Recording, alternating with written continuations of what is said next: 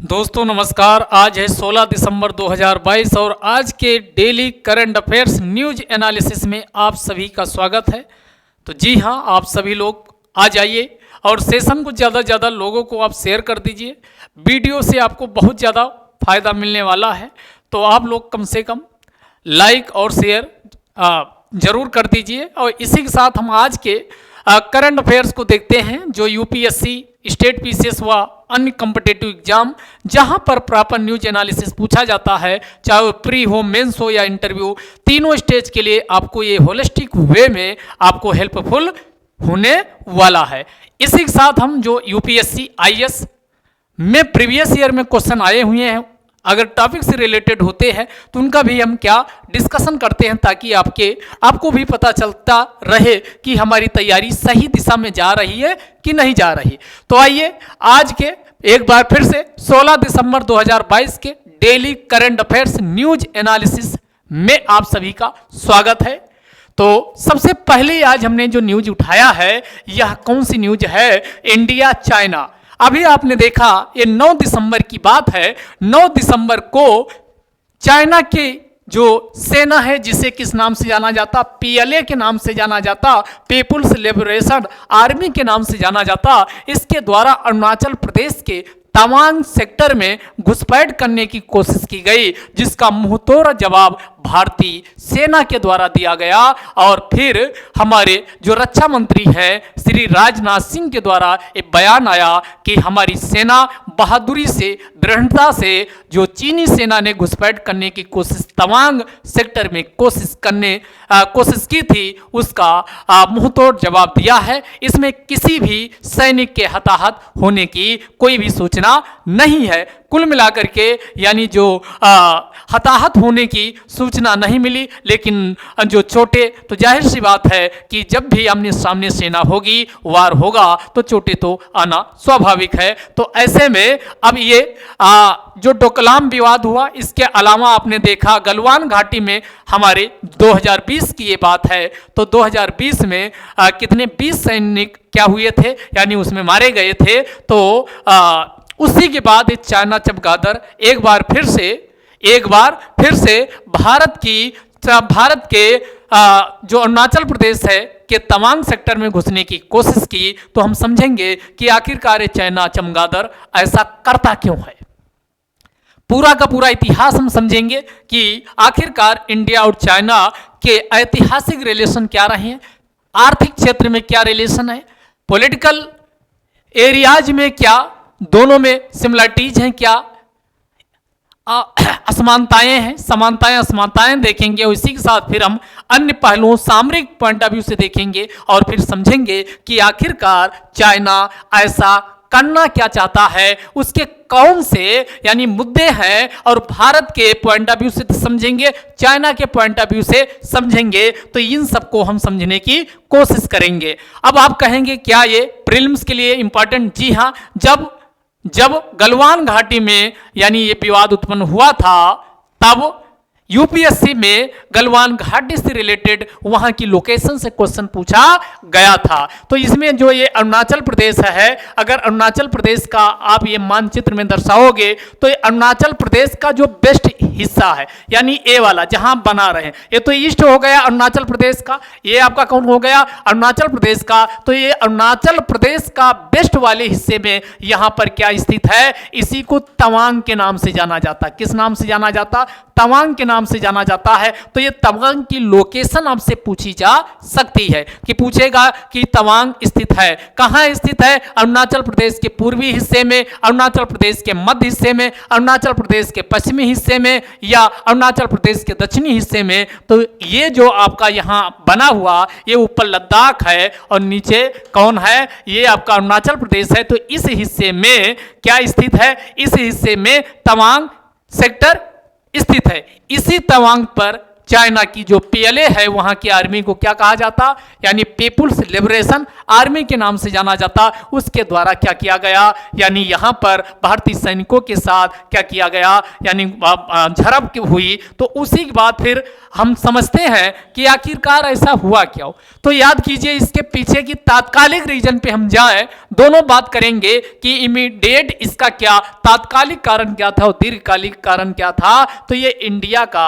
मानचित्र है। तो इंडिया का मानचित्र आप देखेंगे तो इंडिया के मानचित्र में जो उत्तराखंड वाला ये क्षेत्र है, उत्तराखंड, अभी उत्तराखंड में एक सैन्य अभ्यास उत्तराखंड के कौने स्थान पे, तो औली स्थान पे, उत्तराखंड के औली नामक स्थान पर, जो ये तिब्बत का बॉर्डर जहां टच करता है, ये उत्तराखंड का एक स्थान है औली।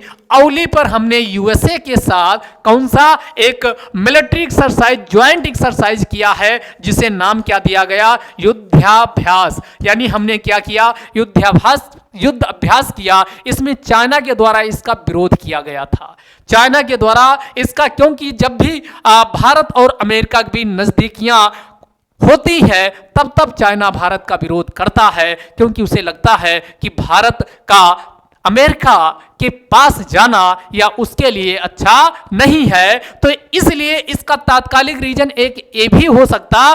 दूसरा, चाइना की घरेलू नीति। अब जो यहाँ के चाइना के राष्ट्रपति शी जिनपिंग साहब हैं, इनके लिए वहाँ के लोगों के द्वारा आपने देखा होगा कि लगातार आंदोलन उनके विरुद्ध हो रहे हैं, क्योंकि जो कोरोना काल में उनके द्वारा वहाँ के लोगों के साथ जैसा बर्ताव किया गया, वो क्या किया गया, यानी वहाँ की जो घरेलू स्तर पर यानी आलोचना शी जिनपिंग को यानी झेलनी पड़ी। तो इसी घरेलू मुद्दे से ध्यान हटाने के लिए चाइना के द्वारा सीमा विवाद को उत्पन्न किया जा रहा है। और एक चीज और याद रखिएगा, क्योंकि अगर हम एशिया महाद्वीप में देखते हैं, जैसे कहा जाता है कि जो 18वीं सदी थी, 18वीं सदी, 19वीं सदी, 20वीं सदी, 21वीं सदी, तो इसमें कहा जाता है जो 19वीं सदी थी ये किसकी थी, यूरोप वालों की थी। 20वीं सदी किसकी थी, 20वीं सदी अमेरिका की थी। और 21वीं सदी अब किसकी होने वाली है, एशिया। और एशिया में जो प्रमुख रूप से उभार है, इसमें 3 देश हैं। 3 देश का मतलब हुआ, एक आपका भारत हो गया, दूसरा जापान हो गया और तीसरा चाइना। यही चमगादड़ चाइना। अब जो चाइना है, इसको जापान से ज्यादा खतरा नहीं है, जापान से ज्यादा, क्योंकि जापान वर्तमान समय में सैनिकरण की ओर, मिलिटराइजेशन के लिए की ओर नहीं बढ़ रहा। सबसे ज्यादा खतरा यहां पर किसका है, भारत से है, क्योंकि भारत की चाहे आर्मी हो, चाहे थल सेना, वायुसेना, नौसेना, और साथ में भारत अब जो डेमोग्राफिक के पॉइंट ऑफ व्यू से भी अब विश्व में पहले स्थान पे पहुंचने वाला है। और भारत का जो युवा वर्ग है और यहाँ का जो मार्केट बाजार है, भारत की अर्थव्यवस्था है, ये सब हर तरीके से चाइना को चुनौती पेश कर रहे हैं। तो इसीलिए अगर 21वीं सदी में अपना वर्चस्व स्थापित करना है, अपनी हेजीमनी स्थापित करना है, तो जो प्रतिद्वंदी होगा उसको आपको फंसा करके, उलझा करके आपको रखना होगा, उसको कमजोर बना के रखना होगा। तो इसी स्ट्रेटजी के को ध्यान में रखते हुए हो सकता है कि चाइना, एक तो उसकी हमने कहा घरेलू स्तर पे चाइना के राष्ट्रपति घिरे हुए हैं, अपने लोगों, वहां के स्थानीय लोगों के द्वारा उनकी आलोचना की जा रही है, क्योंकि कोरोना काल में उनके द्वारा जो इंफ्रास्ट्रक्चर या अन्य मेडिकल से लेके फैसिलिटी जो उपलब्ध करवाई गई वो अच्छी नहीं थी। और दूसरा हमने क्या कहा कि भारत का उभार हो रहा है, G20 की बैठक इंडिया कर रहा है, एससीओ की बैठक इंडिया कर रहा है, संयुक्त राष्ट्र संघ की सुरक्षा परिषद में इस समय अध्यक्षता किसको हमने कहा था, इंडिया को मिली हुई है। तो वैश्विक स्तर पर भारत का जो उभार है, इसको देखते हुए चाइना क्या कर रहा है, अब जो ये हरकतें की है तो इसीलिए हरकतें की गई। और दूसरी बात, इसमें दिखाना चाहता है कि भारत का किसके नजदीक, यूएसए के नजदीक, भारत यूएसए के साथ मिल करके, यानी जो अभी संयुक्त युद्ध अभ्यास किया, वो भी इसका एक फैक्टर हो सकता है। तो आप इसमें आपको मल्टीपल डायमेंशन में सोचना है, आपको इसमें सोचना है कि कौन कौन एस्पेक्ट हो सकते हैं जिसकी वजह से चाइना भारत के विरोध में या भारत पर जो ये अभी कारनामे किए, काली कारतूती वाले कारनामे किए, ये क्यों किया? तो ये चाइना की घरेलू नीति, साथ में भारत का उभार और भारत का जो शांतपूर्ण तरीके से उभार हो रहा है वो चाइना के लिए अच्छा नहीं, क्योंकि चाइना के द्वारा हार्डशिप की नीति अपनाई जाती है, हार्ड पावर डिप्लोमेसी अपनाई जाती है, वहीं भारत सॉफ्ट पावर डिप्लोमेसी का हमेशा हमेशा से क्या प्रयोग करता आया है। और आज भी आप देखते हो कि जब से G20 की बैठक मिली भारत को प्राप्त हुई है, वसुधैव कुटुंबकम भारत की द्वारा, यानी विश्व को एक समुदाय के रूप में जो थीम भी उसी G20 की रखी गई, कौन? वसुधैव कुटुंबकम, जिसे इंग्लिश में one earth one family one future के रूप में स्वीकार किया गया। तो ये है भारत की पावर, जो सॉफ्ट पावर भारत की है, उसकी पूरे विश्व में सभी देशों के द्वारा समर्थन और सम्मान किया जाता है। जबकि चाइना की जो पॉलिसी है उसको भी हम समझेंगे कि किस प्रकार की चाइना के द्वारा पॉलिसी अपनाई जाती है। तो ये जब आपका हुआ, यानी ये औली नामक स्थान पर उत्तराखंड में जो भारत और अमेरिका के द्वारा संयुक्त अभ्यास किया गया, तो चाइना ने कहा कि जो हम 1993 में और 1996 में जो बॉर्डर एग्रीमेंट किए थे उसका सीधा सीधा ये उल्लंघन है। कहा कि 1993 और 96 में जो बॉर्डर एग्रीमेंट किया गया उसका सीधा सीधा क्या है? उल्लंघन है। इसके अलावा अब हम कुछ बात कर लेते हैं कि आखिरकार ये कहां, तो ये कहां स्थित है? LAC को किस नाम से जाना जाता? Line of actual control, line of actual control के नाम से जाना जाता है। अब LAC को हम समझ लेते हैं। जैसे अभी हमने कहा था कि जो LAC है, जो भारत और चाइना की सीमा को निर्धारित करने के लिए जो रेखा है उसे LAC के नाम से जाना जाता। तो LAC ये इंडिया बनाइए, इंडिया के बाद इंडिया के साथ आप इसको बनाइए, तो ये आपका क्या हो गया? तो यहाँ पर जो 3 सेक्टर में इसको बांटा जाता है, एक ये अरुणाचल प्रदेश और एक में अरुणाचल प्रदेश और सिक्किम आता है, ये सिक्किम वाला, तो इसको कहा जाता है ईस्टर्न सेक्टर। इसको क्या कहा जाता? Eastern sector. इसके बाद एक वाला एरिया इसमें और आता है, ये बीच वाला, ये वाला देखिएगा, ये जिसमें कौन आता है? उत्तराखंड और हिमाचल प्रदेश। इसमें उत्तराखंड यूके लिख दिए, हिमाचल प्रदेश लिख दिए, ये दूसरा एरिया हो गया। और तीसरा एरिया ये आपका है, और तीसरा एरिया जिसमें कौन आता है? लद्दाख वाला रीजन इसमें शामिल किया जाता है। तो पूरी की पूरी LAC को कितने भागों में? 3 भागों में बांटा जाता है। 3 भागों में बांटा जाता है। एक तो पूर्वी सेक्टर में LAC में कौन आता है? अरुणाचल प्रदेश और कौन आता? सिक्किम। उसके बाद कौन दूसरा वाला होगा? मिडिल सेक्टर, जिसमें उत्तराखंड व हिमाचल प्रदेश वाले बॉर्डर को शामिल किया जाता। और तीसरा है वेस्टर्न सेक्टर, जिसमें लद्दाख वाला क्षेत्र आता है। और इसी लद्दाख में जो ये वाला एरिया यहाँ पर है, ये चाइना के कब्जे में है, जिसे अक्साई चीन जो भारत का हुआ करता था, इसे अक्साई चीन के नाम से भी जाना जाता है। अक्साई चीन। अब चीन की क्या एक दलील और है, ध्यान दीजिएगा। इसमें एक जो चाइना में ताओवाद हुआ, ताओ और माओवाद, तो ये ताओ और वहां माओवाद, तो इसमें उनकी एक या सिद्धांत दिया गया, जैसे हाथ है तो हाथ की 5 उंगलियां होती हैं, उनमें से 5 उंगलियों के रूप में यह क्या देखता है? अरुणाचल प्रदेश को भी उसका एक हिस्सा मानता है। और अरुणाचल प्रदेश का यांगनान नाम से वो पुकारता है, जिसका मतलब है कि चाइना का हिस्सा कौन है? चाइना का ही भाग कौन? इसे दक्षिणी तिब्बत के रूप में यह पुकारता है। दक्षिणी तिब्बत के रूप में यह अपना हिस्सा मांगता है। कई बार इसके द्वारा चाइना के द्वारा बयान भी दिया गया कि अक्साई चीन जो हमारा पहले से ही था, और चाइना उल्टा हमको बेवकूफ बनाने चला, कह रहा अक्साई चीन हम आपको दे देते हैं, लेकिन पूरा का पूरा जो ये अरुणाचल प्रदेश है ये हमें आप सौंप दीजिए।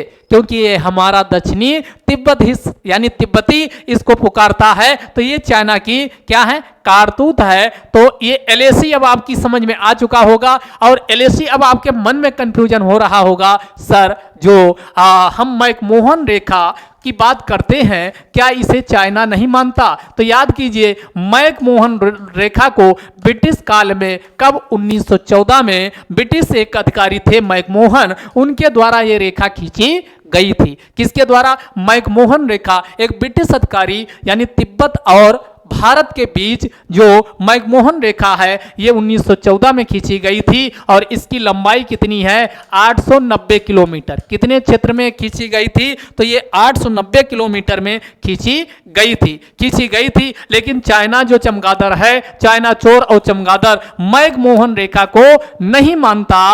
और क्यों नहीं मानता? क्योंकि इसका कहना है कि ये गलत तरीके से खींची गई, और जब ये खींची गई तो उसका कोई प्रतिनिधित्व नहीं था, तो ये ब्रिटिश के द्वारा मनमाने तरीके से खींची गई। और इस प्रकार मैकमोहन रेखा को ना मानकर चाइना के द्वारा एलएसी को स्वीकार किया जाता। और हमने अभी बताया, जो अरुणाचल प्रदेश है, चाइना के द्वारा अरुणाचल प्रदेश को किस नाम से पुकारता है? तो ये चाइनी भाषा में चांगनान के नाम से, किस नाम से? तो ये चांगनान के नाम से इसको पुकारता है। चांगनान का मतलब हुआ कि जो ये 90,000 वर्ग किलोमीटर में पूरा का पूरा अरुणाचल प्रदेश जो फैला हुआ है, इसे अपना हिस्सा मानता है, और इसी को साउथ तिब्बत कहता है कि साउथ तिब्बत, जैसे चाइना है, वन चाइना पॉलिसी का मतलब हुआ चाइना, साथ में कौन सा? वियतनाम, हांगकांग उसी का हिस्सा, तो वियतनाम, हांगकांग, और साथ में तिब्बत वाला हिस्सा, और साथ में कौन? ये साउथ तिब्बत। अरुणाचल प्रदेश को साउथ तिब्बत का हिस्सा मानता और कहता है कि हमारा ये पूरा है, इसलिए हम इसमें मेरा अधिकार होना चाहिए। तो ये कारतूतों वाली भरी बात किसकी? चाइना की है। लेकिन हमारी सेना भी, चाहे डोकलाम विवाद हो, चाहे गलवान घाटी हो, और चाहे अब ये तवांग सेक्टर में उसके द्वारा की गई काली कारतूतों का जवाब अच्छी तरीके से दे दिया। अब चाइना को अभी भी लगता है कि हम 1962 वाली स्थिति में ही अब भी हैं, लेकिन वो भूल रहा है कि 1962 का दौर और था,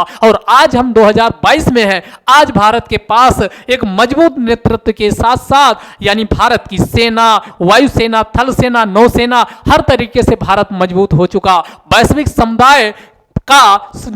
समुदाय में भारत की वर्चस्व है, और भारत की हेजीमनी है, भारत का जो इन्फ्लुएंस है, वो भी पूरा का पूरा बदल चुका है। तो चाइना तब भी अपना प्रभाव जमाने के लिए क्या बीच बीच में काले कारनामे करता रहता है। तो आखिरकार हम जानते हैं कि ये चाइना चोर आखिरकार काले कारनामे क्यों करना चाहता है? इसलिए करना चाहता है क्योंकि चाइना के लिए पूरे, अगर 21वीं सदी कहा जाता है एशिया की होगी, और उस पे अपना डंका बजाने के लिए कौन? चाइना अपना बिगुल बजाना चाहता है, तो उसको लगता है कि जो उसका प्रतिद्वंदी है उसे सफाया करना होगा। तो इसी श्रृंखला में वह उसके रास्ते में जो एक रोड़ा बन के सामने आ रहा है वो भारत है। भारत ही आखिरी दम तक चुनौती चाइना को देगा, उसे भी लगता है। इसीलिए चाइना के द्वारा इस काले कारनामे समय समय पर किए जाते रहे हैं। अब यहां समझते हैं कि आखिरकार चाइना की नीति किस प्रकार की है, और वो जो नीति है उसमें भारत कैसे बाधक है। जैसे चाइना के द्वारा डेब्ट ट्रैप डिप्लोमेसी अपनाई जाती है। डेब्ट ट्रैप डिप्लोमेसी, डेब्ट माने कर्ज, ट्रैप माने फंसा लो, यानी ऋण जाल कूटनीति इसी को कहा जाता।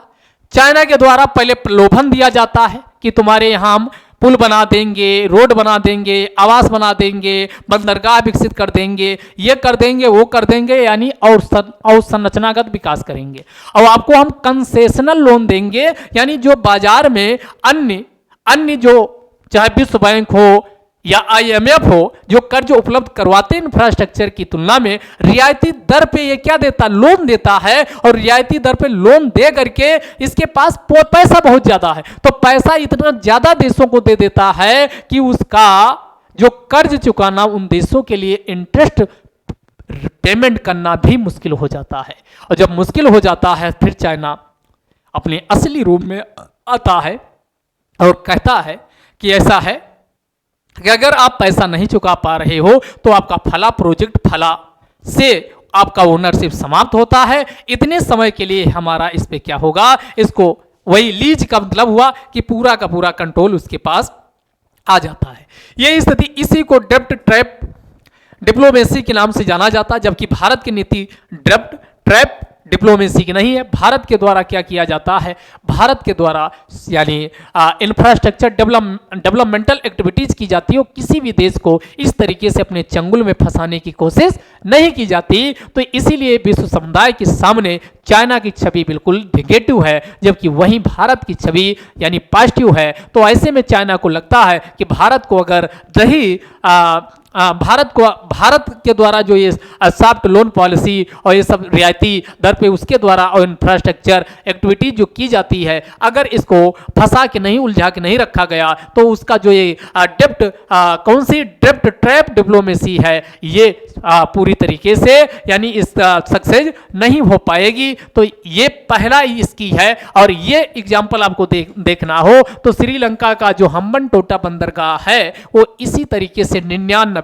कितने सालों के लिए, 99 वर्षों के लिए चाइना ने इसे अपने कब्जे में ले लिया है, क्योंकि यहां पर हम्बनटोटा का विकास करने के लिए चाइना के द्वारा श्रीलंका को इतना पैसा कर्ज दे दिया गया कि उसका ब्याज भुगतान तक श्रीलंका नहीं कर पाया। अंततः डेब्ट ट्रैप में फंसने को मजबूर हुआ कौन, श्रीलंका। दूसरा, चाइना के द्वारा अपनी चूंकि आर्थिक महाशक्ति बनने की सिराग में चाइना लगा हुआ और इसके लिए उसके द्वारा प्राचीन काल से जो एक चाइना यानी एशिया से होते हुए वहां यूरोप और यूरोप तक का एक रूट आर्थिक गलियारा गुजरता था, जिसे सिल्क रूट के नाम से जाना जाता था। तो इसके द्वारा मेरी टाइम सिल्क रूट, इसको दूसरा belt and road initiative BRO यानी BRO का भी विकास कर रहा है। BRO का मतलब हुआ कि चाइना के द्वारा जो भारत के आसपास देश है उनको घेरते हुए और इसके माध्यम से वह यूरोप के बाजारों तक एक क्या बेल्ट एंड रोड इनिशिएटिव का प्रयास कर रहा है। और इसी बेल्ट एंड रोड इनिशिएटिव का आप देखोगे एक हिस्सा कौन है, CPEC यानी चाइना पाकिस्तान इकोनॉमिक कॉरिडोर, जिसमें चाइना के द्वारा 46 बिलियन US$ किसको यानी ये CPEC वाले में खर्चा करने वाला है। और यह चाइना के किस प्रांत से, तो चाइना के जिंगजियांग प्रांत से होकर यह गलियारा कहां, तो ये पाकिस्तान के ग्वादर बंदरगाह तक जाता है, पाकिस्तान के ग्वादर बंदरगाह से जाता है। तो इसी जो CPEC है, चूंकि ये POK से होकर भी गुजर रहा तो इसका भारत लगातार इसका विरोध किया और इसीलिए भारत के द्वारा बेल्ट एंड रोड इनिशिएटिव का हिस्सा नहीं भारत बना है। तो इसमें पूरी तरीके से चाइना ने पाकिस्तान को भी अपने कब्जे में कर लिया है। तो ये बेल्ट एंड रोड इनिशिएटिव इसकी, जिसका भारत क्या है, एक रोड़ा बन के सामने आ रहा है। तो इसलिए, और दूसरा मेरी टाइम सिल्क रूट और तीसरा स्ट्रिंग ऑफ पल्स, चाइना के द्वारा भारत को जो घेरने, हिंद महासागर में घेरने की इसकी जो नीति है, इसी को स्ट्रिंग ऑफ पल्स के नाम से जाना जाता, मोतियों की माला के नाम से जाना जाता। आप कहेंगे सर इसको डिटेल में बताइए। तो ये बांग्लादेश का यहाँ कौन सा बंदरगाह है, चटगांव, तो बांग्लादेश का चटगांव बंदरगाह, म्यांमार का यहाँ कौन सा, म्यांमार का सितवे बंदरगाह, तो म्यांमार का सिटवे बंदरगाह, बांग्लादेश का चटगांव, श्रीलंका का कौन, हम्बनटोटा, श्रीलंका का कौन सा बंदरगाह, हम्बनटोटा। यहाँ आइए मालदीव का माले बंदरगाह, मालदीव का माले बंदरगाह। इधर पाकिस्तान में आइए तो पाकिस्तान का कौन, ग्वादर बंदरगाह। तो ये इस प्रकार ये इधर से होते हुए ये यहाँ पर यानी क्या, यहाँ के जो प्रमुख बंदरगाह हैं, यहाँ पर इंफ्रास्ट्रक्चर को विकसित करके अपनी जो नवल बेस है, नौसैन्य अड्डा है, उसको स्थापित कर रहा है ताकि अपनी सेना को भारत के चारों तरफ यानी तैनात किया जा सके। कोई भी आकस्मिक स्थिति पैदा होती आपातकाल की स्थिति में, तो इसी को चाइना की किस नाम से जाना जाता, स्ट्रिंग ऑफ पल्स के नाम से जाना जाता है। तो जब भी आप मेंस में जवाब दें या कुछ बताएं तो इसका हमने कहा डेब्ट ट्रैप डिप्लोमेसी ध्यान रखें, उसका मतलब भी समझा दिए। चाहे वो श्रीलंका का एग्जाम्पल है, 99 वर्षों के लिए किसको, अपने हम्बन टोटा को अपने पास ले लिया। इसी डेप्ट ट्रैप डिप्लोमेसी का पालन करते हुए वह विश्व के जो अन्य देश हैं, चाहे वो अफ्रीका जो खनिज संसाधन से संपन्न है, वहां के संसाधनों का दोहन करता रहा है, या एशिया के अन्य देशों का। दूसरा हमने कहा यानी सिल्क मेरीटाइम सिल्क रूट उसका यानी प्रमुख प्रोजेक्ट है। दूसरा बेल्ट एंड रोड इनिशिएटिव, और तीसरा स्ट्रिंग ऑफ पल्स, यानी ये सब ये चाइना विस्तारवादी नीति के अंतर्गत, एक शब्दों में कहना हो तो ये विस्तारवादी नीति के अंतर्गत अपनाना चाहता है। विस्तारवादी जिसे एक्सपेशनिस्ट पॉलिसी के नाम से जाना जाता, यानी अपना चारों तरफ क्या हाथ प्रसार, हाथ फैलाओ।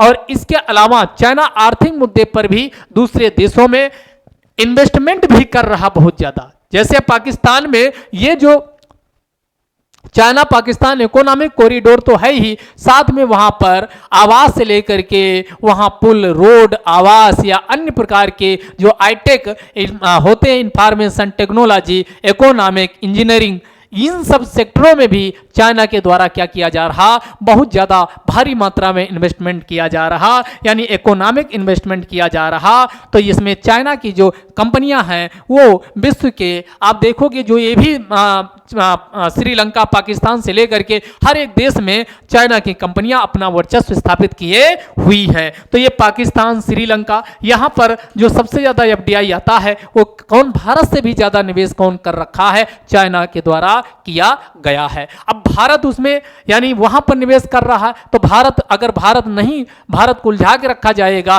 तो भारत को नीचा दिखाने की कोशिश चाइना के द्वारा की जाएगी, तभी तो इन देशों में यानी तवज्जो किसको दी जाएगी, चाइना की। तो अगला आर्थिक मुद्दा भी प्रमुख रूप से है, ये भी आप ध्यान रखिएगा। दूसरा, चाइना के द्वारा एक कंप्रिहेंसिव स्ट्रेटेजिक पार्टनरशिप, यानी कंप्रिहेंसिव स्ट्रेटेजिक पार्टनरशिप सामरिक रूप से, सामरिक का मतलब हुआ जब सेना के द्वारा सूचनाओं का आदान प्रदान किया जाए और सेना आपस में मिलकर रक्षा क्षेत्र में, सामरिक क्षेत्र में यानी क्या किया जाए, देश सहयोग करें, तो उसी को कंप्रिहेंसिव स्ट्रेटेजिक पार्टनरशिप कहा जाता। जैसे भारत ने ऑस्ट्रेलिया के साथ, भारत ने जापान के साथ, भारत ने रशिया के साथ, भारत ने यूएसए के साथ कौन कंप्रिहेंसिव स्ट्रेटेजिक पार्टनरशिप का समझौता कर रखा। तो इसी प्रकार का समझौता चाइना चोर के द्वारा किसके, म्यांमार, थाईलैंड, मोजाम्बिक और दक्षिण अफ्रीका जैसे देशों के साथ कर रखा गया है। तो अगला पॉइंट क्या, कंप्रिहेंसिव स्ट्रेटेजिक पार्टनरशिप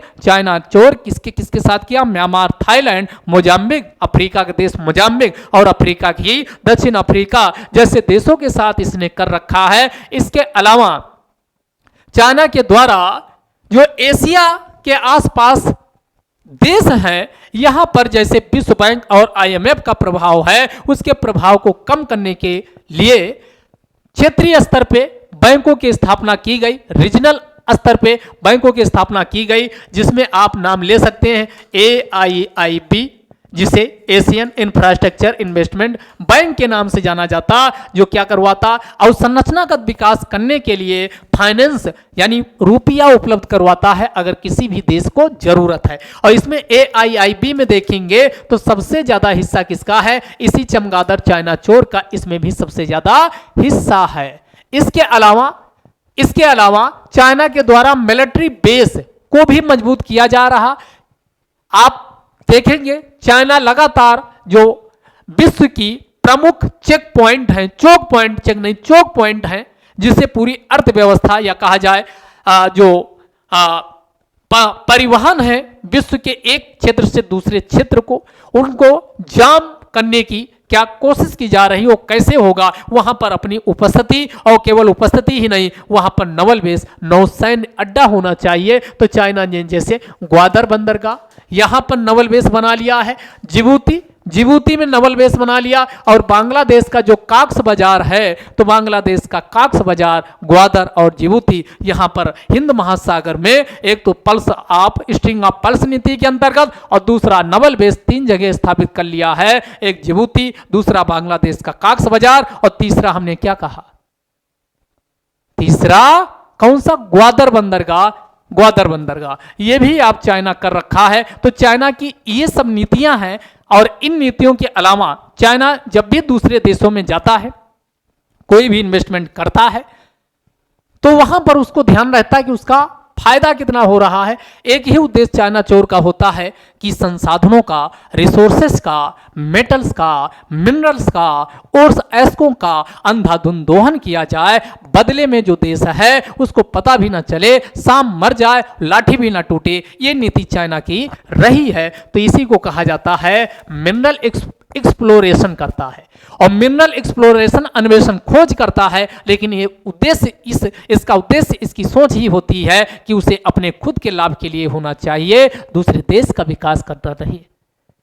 तो ये क्या, चाइना अफ्रीका कोऑपरेशन, जो अफ्रीका महाद्वीप हमने पीछे भी बताया, जो अफ्रीका महाद्वीप है ये संसाधन की दृष्टि से एक प्रचुर संपन्न क्या है, राज्य है, महाद्वीप है। तो ये अफ्रीका, चाइना अफ्रीका कोऑपरेशन कर रहा। इसके बाद मिलिट्री एक्सरसाइज, चाइना के द्वारा मिलिट्री एक्सरसाइज भी की जाती है। पाकिस्तान हो गया, रूस हो गया, ईरान हो गया, इन जैसे देशों के साथ अपनी मिलिट्री एक्सरसाइज भी की जाती है। तो ये सब कर रहा है, तो क्या इसका भारत पर भी प्रभाव पड़ेगा? बिल्कुल इसका प्रभाव पड़ेगा। तो भारत पर प्रभाव क्या पड़ेगा? तो जो भारत, चूंकि भारत की स्थिति आप देखिए, इंडो पैसिफिक वाला जो ये क्षेत्र है, ये वाला क्षेत्र कौन क्या कहलाता है, इंडो पैसिफिक। इंडो पैसिफिक और इंडो पैसिफिक वाले क्षेत्र में भारत ने अपना वर्चस्व स्थापित करने के लिए एक तो क्वाड की संकल्पना को लेके आया, दूसरा भारत के द्वारा मालाबार एक्सरसाइज की जा रही है। क्वाड में आप देखेंगे वो मालाबार 4 देश हैं, यूएसए है, साथ में कौन है, ऑस्ट्रेलिया है, और कौन है, ऑस्ट्रेलिया है, और कौन है, तो हमने कहा इंडिया है, और कौन है, यूएसए, ऑस्ट्रेलिया, इंडिया, और कौन, यूएसए हो गया, ऑस्ट्रेलिया हो गया, इंडिया हो गया, जापान।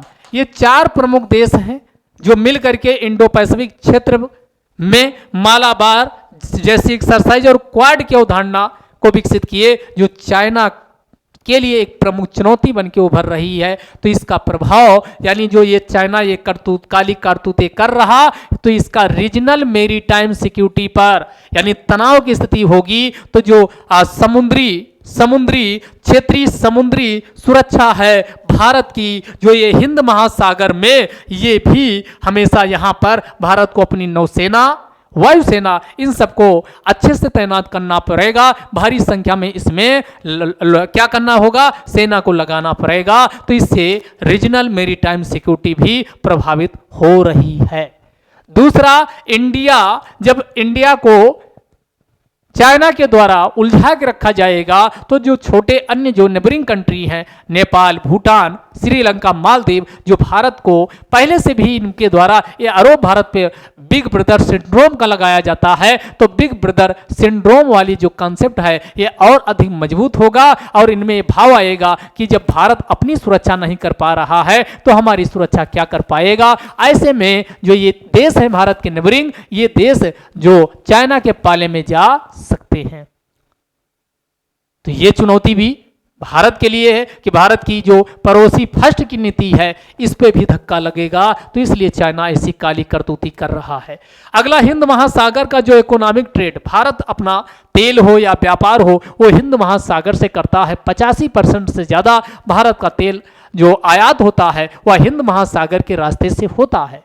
ऐसे में जब हिंद महासागर में अस्थिरता उत्पन्न हो जाएगी, इनस्टेबिलिटी उत्पन्न हो जाएगी, तो भारत का जो व्यापार और तेल का आयात निर्यात है ये भी प्रभावित होगा। तो हिंद महासागर की अर्थव्यवस्था, जिसे ब्लू इकोनॉमी के नाम से जाना जाता, वो और साथ में व्यापार, ये भी प्रभावित होने वाला है।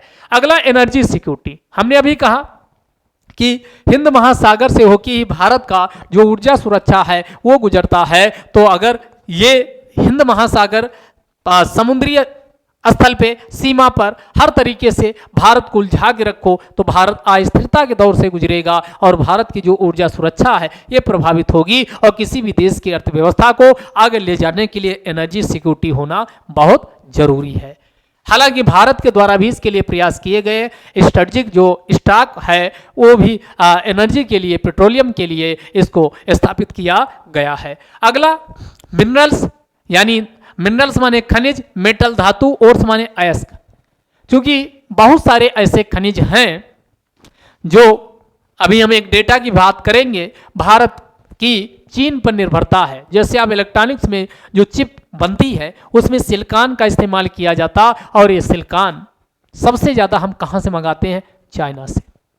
दूसरा, दवाओं के लिए जो रॉ मटेरियल होता है इसी को एपीआई के नाम से जाना जाता है, यानी असिस्टेंट फार्मास्यूटिकल इंग्रेडिएंट के नाम से जाना जाता जो एपीआई है, इसका भी आपको जानकर आश्चर्य होगा 70% से ज़्यादा हम कहाँ से मंगाते? चाइना चोर से। और इलेक्ट्रॉनिक्स का जो हमने कहा चिप ऑफ इनको भी कितने परसेंट? तो हमने कहा 70% से ज़्यादा हम चाइना चोर से मंगाते हैं, आयात करते हैं।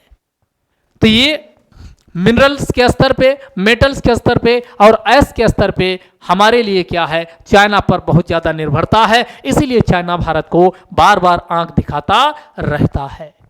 अगला, disruption of international shipping lens. जो इंटरनेशनल शिपिंग लेन्स हैं उसमें भी क्या होगा? डिसरप्शन उत्पन्न होगा। तो ये चुनौतियां भारत पर सामने आने वाली हैं। तो अब हम समझ लेते हैं कि आखिरकार भारत के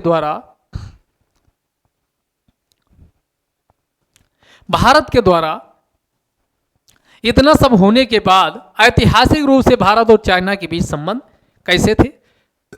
तो शुरू से ही जिसको हमने हाथ पकड़ के चलना सिखाया वही हमारे पर उल्टा वार किया। इतिहास गवाह है, तो हमें सतर्क हो जाना चाहिए। क्योंकि भारत को याद कीजिए, भारत को आज़ादी 1947 में मिली। इस समय भारत के पीएम कौन बनते हैं? नेहरू जी। और चाइना चोर की आज़ादी 1947 भारत के 2 साल बाद मिली, ठीक 1949 में मिली। जैसे ही 1949 में इसको आज़ादी मिली, 1950 में ही भारत के द्वारा डिप्लोमेटिक रिलेशन, कूटनीतिक संबंध किसके साथ? चाइना के साथ स्थापित किए गए। और भारत एकमात्र ऐसा देश था जो क्योंकि चाइना समाजवाद की नीति पर आगे बढ़ा, नॉन सोशलिस्ट कंट्री भारत था जो चाइना के साथ संबंध, कूटनीतिक संबंध स्थापित किए। तो 1950 में कूटनीतिक संबंध स्थापित होते हैं और हिंदी चीनी भाई भाई के नारे लगते हैं कि हम हिंदी चीनी भाई भाई हैं। इसलिए संबंधों को और अधिक मधुर व मजबूत करने की जरूरत है। तो ये सबसे पहला यह डिप्लोमेटिक रिलेशन, आगे चलकर संबंधों में और गहनता हो, मधुरता हो, गहराई हो, डीपनेस आए, तो इसके लिए 1954 में पंचशील समझौता भी पीएम नेहरू और कौन? काई चाउसेक, इधर कौन? तो चाइना के कौन? काईसेक के द्वारा किया जाता है 1962 में। लेकिन जो ये हम नारे लगाए थे हिंदी चीनी भाई भाई, तो भाई ने छोरा भोंकने का काम 1962 में किया। भारत के पीएम नेहरू भावनात्मक रूप से हिंदी चीनी भाई भाई करते रहे और छोरा भोंक के चाइना निकल गया। बिना बताए हुए अरुणाचल प्रदेश में हमला किया और अपना ही खुद युद्ध विराम की घोषणा कर दिया और इस प्रकार कहा कि हम युद्ध जीत गए हैं। तो ये चाइना के द्वारा काली कारतूती 1962 में की गई। अगला 1900 आगे चल करके जब ये युद्ध हो गया तो भारत और चाइना के संबंध बहुत अच्छे नहीं थे। तो बाद में फिर चाइना को नॉर्मल करने के लिए 1988 में राजीव गांधी जी की चीनी यात्रा होती है। चीन यात्रा होती है, राजीव गांधी जी के द्वारा चीन यात्रा होती है ताकि संबंधों को मधुर किया जा सके। और उसी के 4 साल बाद 1992 में पहले प्रधानमंत्री के आर नारायणन साहब आर वेंकटरमन होते हैं पहले राष्ट्रपति। 1992 में पहले राष्ट्रपति आर वेंकट साहब होते हैं जो कहाँ की यात्रा पर जाते हैं? चीन। उद्देश्य क्या है? दोनों देशों के बीच संबंधों को कैसे मधुर किया जाए। अगला 1996 में फिर उधर से पहले पीएम 92 में कौन? भारत के राष्ट्रपति प्रेसिडेंट आर वेंकट साहब चाइना की यात्रा पर गए और फिर 4 साल बाद चीनी राष्ट्रपति जियांग जेमिन, कौन? जियांग जेमिन के द्वारा भारत की यात्रा की जाती है। उद्देश्य एक ही होता है, क्या? कि कैपेसिटी बिल्डिंग मेजर्स को अपनाया जाए, क्षमता निर्माण पद्धति को अपनाया जाए, वो भी मिलिट्री सेक्टर में। तो मिलिट्री फील्ड में दोनों की सेनाएं, पीएलए और भारत की सेना के बीच जो भी मतभेद हैं उनको दूर करके कैपेसिटी बिल्डिंग मेजर्स का मतलब हुआ कि दोनों की सेनाएं आपस में मिल करके और क्या करें? अपनी क्षमता का निर्माण करें। तो ये समझौता इस पे साइन किया जाता है। 2000 ईस्वी में चूंकि 1950 में डिप्लोमेटिक रिलेशन हमने स्थापित किया था और बात आ गई थी 2050 साल पूरा हो रहे थे, तो 50 साल के उपलक्ष्य में फिर कौन के.आर. नारायणन के द्वारा डिप्लोमेटिक रिलेशन के 50 साल पूरे हुए थे, तो चीन की यात्रा फिर से की जाती है। के.आर. नारायणन राष्ट्रपति थे, तो के.आर. नारायणन के द्वारा 2000 ईस्वी में चीन की यात्रा फिर से की जाती और आगे 2008 में संबंधों को और अधिक गहराई देने के लिए ये शेयर्ड साझा विजन दृष्टि फॉर द 21st सेंचुरी यानी 21वीं सदी जब एशिया की है, तो क्यों ना इंडिया और चाइना मिल करके एक साझे उद्देश्य से अपने जो विश्व की अर्थव्यवस्था हो या विश्व व्यवस्था वर्ल्ड ऑर्डर है, इसका संचालन करें। यानी ये shared vision for the 21st century को अपनाया जाता है। तो एक क्वेश्चन आपके पूछा जा सकता है प्रीलिम्स में भी, आप कहेंगे क्या इस टाइप के क्वेश्चन आ सकते हैं? जी हाँ, भी एक क्वेश्चन हम देखेंगे भी। तो ये जो आया हुआ है 2022 के यूपीएससी प्रीलिम्स में आईआर से क्वेश्चन अब भर भर के आपके एग्जाम में पूछे जा रहे हैं। तो ये shared vision for 21st century ये 2008 में अपनाया जाता और 2011 में और संबंधों को गहनता गहराई डीपनेस लाने के लिए China India exchange year, China India exchange year यानी चाइना इंडिया विनिमय वर्ष के रूप में मनाया जाता। यानी सामाजिक आर्थिक राजनीतिक हर एक क्षेत्र में सूचनाओं का सूचना से लेकर के हर एक प्रकार की क्या आदान प्रदान किया जाएगा। तो 2011 में इंडिया चाइना एक क्या मनाते हैं? India China exchange year, India China exchange year मनाया जाता है। 2012 में 11 के बाद सीधे 12 में और संबंधों को गहनता देने के लिए ये इंपॉर्टेंट है, ये आपका क्या है? इंपॉर्टेंट है। तो year of India China friendship यानी एंड कोऑपरेशन, मित्रता और सहयोग की का जो वर्ष है इंडिया चाइना के बीच, उसको 2012 में मनाया गया। तो 2012 में इंडिया चाइना के द्वारा ईयर ऑफ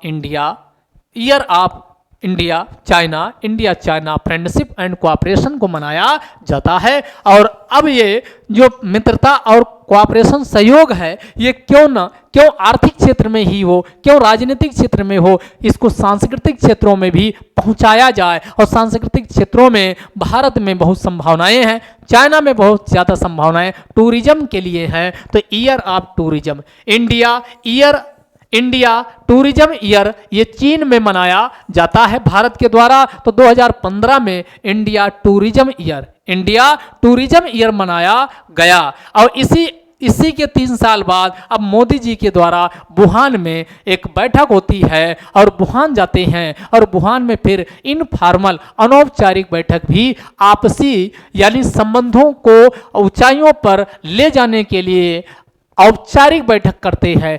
वुहान में 2018 में इनफॉर्मल मीटिंग हुई, पहली मीटिंग, और उसी के अगले साल बाद भारत के चेन्नई में यानी सेकेंड इनफॉर्मल मीटिंग होती है। और इसी में जो वुहान कंसेंसस यानी वुहान में जो दोनों देशों के द्वारा आपस में संबंध को आगे बढ़ाते हुए आर्थिक सामाजिक राजनीतिक रक्षा प्रौद्योगिकी हर एक गतिविधि के लिए जो सहमति बनी थी, उसको पुनः क्या किया जाता है यानी पुनः रिफर्म किया जाता, फिर से उसमें आश्वासन दिया जाता है कि हम इसको आगे ले जाएंगे। तो ये आप भी इसमें क्वेश्चन बन सकते, ध्यान रखिएगा। और 2020 इसी का 19 के बाद 20 में अब केवल संबंध सांस्कृतिक स्तर पे भी हम पहुंच चुके हैं। इंडिया टूरिज्म ईयर 2015 मना चुके, 18 का इनफॉर्मल मीटिंग, 19 वुहान वाली, 19 का इंडिया की चाइना की इनफॉर्मल दूसरी मीटिंग, और यहाँ वुहान कंसेंसस को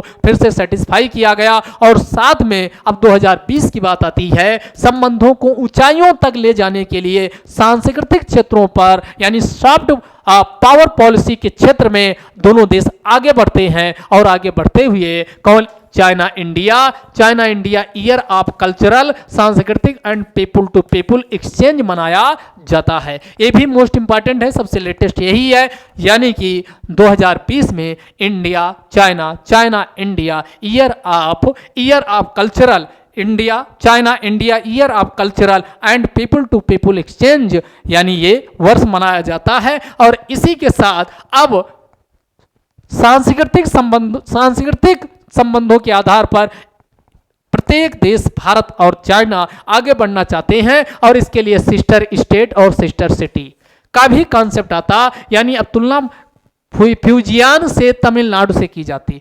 फ्यूजियान चाइना का फ्यूजियान स्टेट को भारत के तमिलनाडु को सिस्टर स्टेट का दर्जा दिया जाता और चाइना का ग्वांगझू चाइना का ग्वांगझू और चेन्नई को सिस्टर सिटी के रूप में स्थापित करने की बात की जाती है।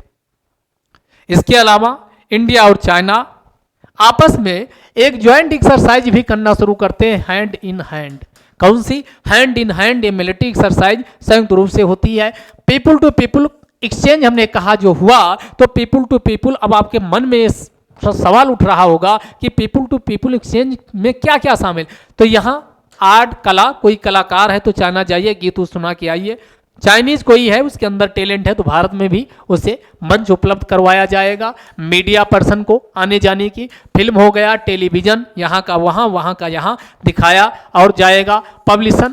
पब्लिश करना, प्रकाशित करना, किताबों से लेकर के अन्य प्रकार का कोई भी डॉक्यूमेंट है तो उसको एक दूसरे से शेयर किया जाएगा। म्यूजियम, संग्रहालय, चाइना का कोई फेमस चीज है तो भारत के म्यूजियम में, भारत का कोई फेमस चीज है तो चाइना के म्यूजियम में। खेल, यूथ यानी खेल में पार्टिसिपेट, युवा पढ़ने के लिए बहुत सारे आप स्टूडेंट जाते हैं स्टडी के लिए चाइना। इसके अलावा टूरिज्म, इसके अलावा लोकालिटी यानी स्थानीय स्तर पे जो बॉर्डर से सटे हुए, तो यहाँ के लोग वहाँ के लोग यहाँ आ जा सकते हैं, अपने विचारों का आदान प्रदान कर सकते हैं। ट्रेडिशनल मेडिसिन जो भारत की योगा से लेकर के जो आप सुनते हो यूनानी वाला है, ये आयुष की जो संकल्पना है उसी में ट्रेडिशनल जो मेडिसिन परंपरागत और भारत का योगा और साथ में एजुकेशन व थिंक टैंक्स जो इंटेलेक्चुअल होते हैं बुद्धिजीवी, इनका भारत के किसी भी एरिया आर्थिक या उनका कोई मॉडल का अध्ययन करना तो उसमें भी आ जा सकते हैं। तो इसी को पीपुल टू पीपुल एक्सचेंज के नाम से जाना जाता, तो इसको बढ़ावा दिया जाता है। तो पीछे हमने आपको बताया था कि आर्थिक क्षेत्रों में कितनी निर्भरता है, तो याद कीजिए भारत जब 2022 में आज पहुंच रहा है, 21 का ही ये डेटा है, तो कितना 100 बिलियन यूएस डॉलर। आज हम भारत और चाइना के बीच कितना 100 बिलियन यूएस डॉलर पहुंच चुके हैं। और याद करिए एक समय था कब, जब भारत और 1950 में भारत और कौन चाइना के बीच डिप्लोमेटिक रिलेशन स्थापित हुए थे, तब 3 बिलियन यूएस डॉलर था। और पिछले याद करिए कितना, तो ये 33 गुना, 33 लगभग 33 गुना की वृद्धि आर्थिक द्विपक्षीय व्यापार के स्तर पर हो चुकी है। और इतना ही नहीं, इसमें जो व्यापार घाटा वो भारत का है, क्योंकि हम चाइना से बहुत ज्यादा रॉ मटेरियल कच्चे माल का आयात करते हैं। आप कहेंगे किस चीज का, तो दवाओं के लिए जो रॉ मटेरियल प्रयोग किया जाता है इसी को असिस्टेंट फार्मास्यूटिकल इंग्रेडिएंट के नाम से जाना जाता। किस नाम से जाना जाता? कौन सा? असिस्टेंट सहायक फार्मास्यूटिकल इंग्रेडिएंट के नाम से जाना जाता। तो इनका हमने कहा कितना 70% से ज्यादा हम चाइना से आयात करते हैं।